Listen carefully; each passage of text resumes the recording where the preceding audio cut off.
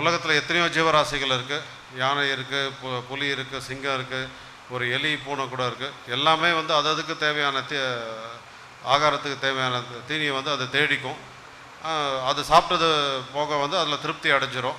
ஆனால் அதை சாப்பிட்டுட்டு மற்றவங்களுக்கு ஹெல்ப் பண்ணோன்ற ஒரு எண்ணம் வந்து அதுக்கு வராது. ஆனால் மனித பிறவியானது வந்து ரொம்ப மகத்துவமான பிறவி. மனித பிறவியில் மட்டும்தான் வந்து தானும் சந்தோஷமாக இருந்து மற்றவங்களையும் சந்தோஷமாக வச்சுக்க முடியும்.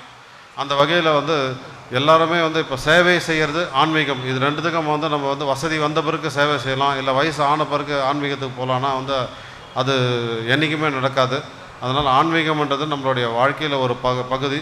அதே மாதிரி சேவைன்றது வந்து ஒரு ஏழையான ஒருத்தருக்கு கூட வந்து அவங்களால ஒரு உதவி செய்ய முடியும். ஒரு புடி அரிசி எடுத்து அவங்க வாசலில் வச்சாங்கன்னா அது வந்து ஒரு 100 எறும்புக்கு தீனியாக மாறும். அந்த வகையில் யாராக இருந்தாலும் அவங்களால வந்து ஒரு உதவி மற்றவங்களுக்கு உதவி செய்ய முடியும். அந்த வகையில் இங்கே பெரியவங்கெல்லாம் வந்து பெரிய